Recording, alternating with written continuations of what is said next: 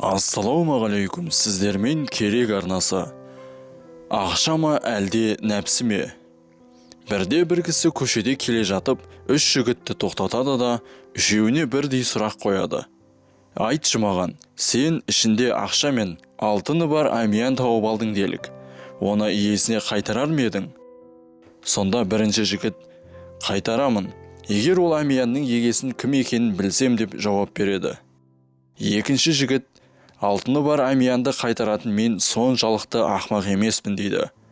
Кісі ол екеуіне көңілі толмаған кейіп танытып, үшінші жігітке бұрылады.